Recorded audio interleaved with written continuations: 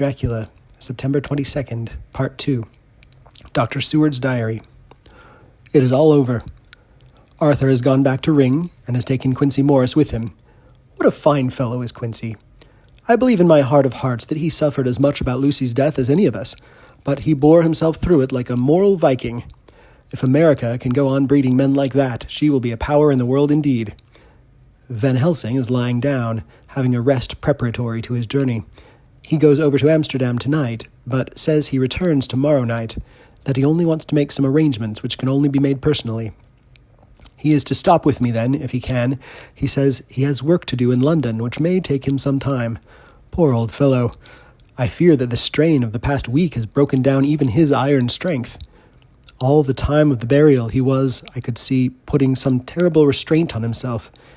When it was all over, we were standing beside Arthur, who, poor fellow, was speaking of his part in the operation, where his blood had been transfused to his Lucy's veins.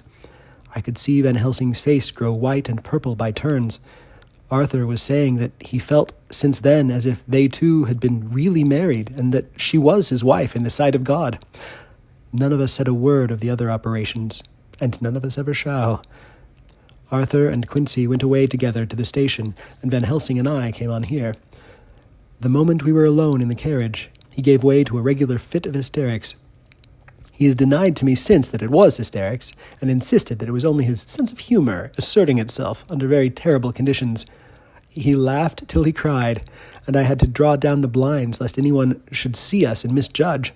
And then he cried till he laughed again, and laughed and cried together, just as a woman does. I tried to be stern with him, as one is to a woman under the circumstances, but it had no effect. Men and women are so different in manifestations of nervous strength or weakness. Then, when his face grew grave and stern again, I asked him why his mirth, and why at such a time. His reply was in a way characteristic of him, for it was logical and forceful and mysterious.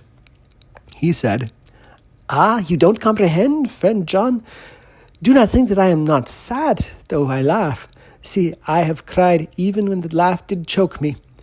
But no more think that I am all sorry when I cry, for the laugh he come just the same. Keep it always with you, that laughter, who knock at your door and say, 'May I come in?' Is not the true laughter. No, he is a king, and he come when and how he like. He ask no person. He choose no time of suitability. He say, 'I am here.' Behold, in example, I grieve my heart out for that so sweet young girl. I give my blood for her, though I am old and worn. I give my time, my skill, my sleep. I let my other sufferers want that she may have all. And yet I can laugh at her very grave. Laugh when the clay from the spade of the sexton drop upon her coffin and say, 'Thud, thud,' to my heart, till it send back the blood from my cheek. My heart bleed for that poor boy, that dear boy, so of the age of mine own boy, had I been so blessed that he live, and with his hair and eyes the same. There, you know now why I love him so, and yet when he say things that touch my husband heart to the quick, and make my father heart yearn to him as no other man, not even to you, friend John, for we are more level in experiences than father and son. Yet even at such moment, King Laugh, he come to me, and shout and bellow in my ear, 'Here I am, here I am,' till the blood come dance back and bring some of the sunshine that he carry with him to my cheek. Oh, friend John, it is a strange world, a sad world, a world full of miseries and woes and troubles. And yet, when King Laugh come, he make them all dance to the tune he play. Bleeding hearts and dry bones of the churchyard and tears that burn as they fall, all dance together to the music that he make with that smileless mouth of him. And believe me, friend John, that he is good to come and kind. Ah, we men and women are like ropes drawn tight with strain that pull us different ways. Then tears come, and like the rain on the ropes, they brace us up until perhaps the strain become too great and we break. But King Laugh, he come like the sunshine, and he ease off the strain again, and we bear to go on with our labor, what it may be." I did not like to wound him by pretending not to see his idea, but as I did not yet understand the cause of his laughter, I asked him. As he answered me, his face grew stern, and he said, in quite a different tone, "Oh, it was the grim irony of it all. This so lovely lady garlanded with flowers, that looked so fair as life, till one by one we wondered if she were truly dead.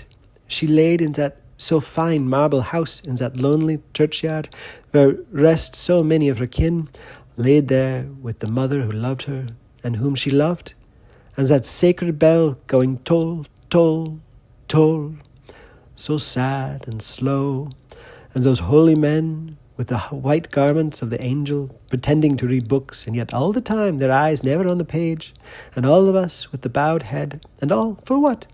She is dead, so is it not? Well, for the life of me, Professor, I said, I can't see anything to laugh at in all that. Why, your explanation makes it a harder puzzle than before. But even if the burial service was comic, what about poor Art and his trouble? Why, his heart was simply breaking. Just so. Said he not that the transfusion of his blood to her veins had made her truly his bride? Yes, and it was a sweet and comforting idea for him. Quite so. But there was a difficulty, friend John. If so that, then what about the others? Ho, then this so sweet maid is a polyandrist, and me with my poor wife dead to me, but alive by church's law. So no wits, all gone. Even I, who am faithful husband to this now no wife, am bigamist. I don't see where the joke comes in there either, I said, and I did not feel particularly pleased with him for saying such things. He laid his hand on my arm and said, Friend John, forgive me if I pain. I showed not my feeling to others when it would wound, but only to you, my old friend, whom I can trust. If you could have looked into my very heart, then when I want to laugh, if you could have done so when the laugh arrived, if you could do so now, when King Laugh have packed up his crown and all that is to him, for he go far, far away from me, and for a long, long time, maybe you would perhaps pity me the most of all. I was touched by the tenderness of his tone and asked, why? Because I know. And now we are all scattered, and for many a long day loneliness will sit over our roofs with brooding wings. Lucy lies in the tomb of her kin, a lordly death house in a lonely churchyard, away from teeming London, where the air is fresh and the sun rises over Hampstead Hill, and where wild flowers grow of their own accord. So I can finish this diary, and God only knows if I shall ever begin another. If I do, or if I even open this again, it will be to deal with different people and different themes, for here at the end, where the romance of my life is told, ere I go back to take up the thread of my life work, I say, sadly, and without hope, fini.